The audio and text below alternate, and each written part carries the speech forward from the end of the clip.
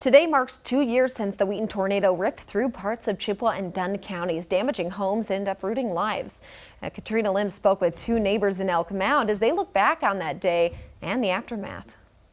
Alice Strosky and her husband John were in their home in rural Elk Mound on September 24, 2019, when their peaceful evening quickly took a turn. It was 7:38 p.m. and our iPads went off.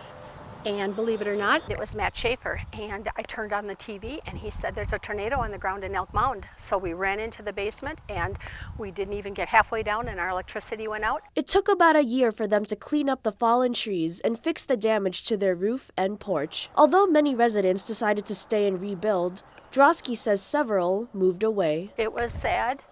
It was a sad thing to part with those friendships, but I'm glad and I hope they're all doing very well. Drosky's neighbor, Jennifer Luther, says the tornado caused $200,000 in damage to her home. Her roof was ripped off, duct and insulation work was everywhere, and a tree was in her garage. 2 years later, Luther says everything is still not done. There's just been a lot more that goes along with it. You know, you think that you're impacted and then, you know, like you clean up and you move on and life goes on.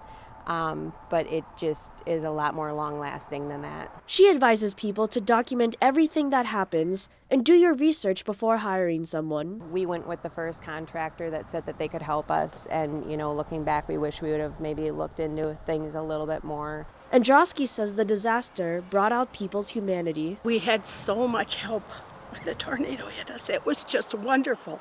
So what I take away from this is that when there is some type of a disaster, people really come together. That was Katrina Lim reporting. She also spoke with one other resident who had no home insurance at the time and is still fixing his home out of pocket today. He's also spending at least $200 a month on storage units to store some belongings after the tornado tore through his barn.